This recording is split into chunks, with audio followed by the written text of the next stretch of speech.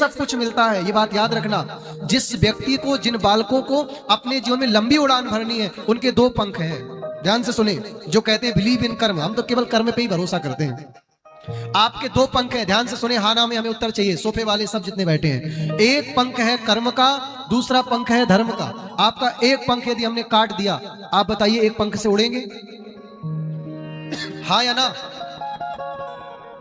पीछे के जितने बच्चे बैठे हैं, दो ही पंख बने हैं संसार में ऊंचाई पाने के लिए, दो ही पंख हैं। बिलीव इन कर्म, मैं कर्म पर भरोसा करता हूं, करती हूं, बिल्कुल ठीक बात है। भगवान भी बिना कर्म के देने वाले नहीं है, लेकिन धर्म की उतनी ही अहम भूमिका है कर्म के साथ, जितनी भूमिका एक पत्नी के साथ पति की होती है, एक पति के साथ एक पत्नी की होती है। विवाह के बाद यदि पत्नी पूजा में ना बैठे तो पूजा नहीं, सांस भाग पूजा पूर्ण नहीं होती।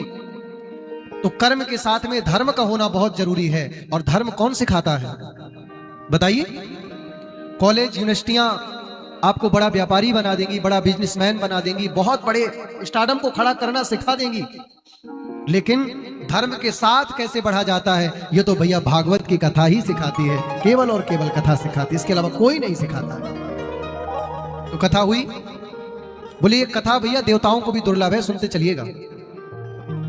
एक भी पंख यदि आपका स्थिर नहीं रहा तो बहुत बड़ा बनना, बहुत बड़ा मीन्स मैं ये नहीं बार बार कह रहा कि तुम बहुत बड़े मालिक बनो, धन कमाओ, बहुत बड़े विचारों के मालिक बनो ना, तुम बहुत बड़ी ऊर्जा के मालिक बनो ना, तुम बहुत बड़ी बुद्धि के मालिक बनो, बहुत पेशेंसवान बनो ना। राम जी में धैर्य नहीं होता, हमारे कन्हैया में धैर्य नहीं होता, तो इतना 125 साल का जीवन कैसे झेल पाते? खाना पीना ये सब करना, ये जीवन नहीं है। पराये दर्द को भी जरा देखो निकल के।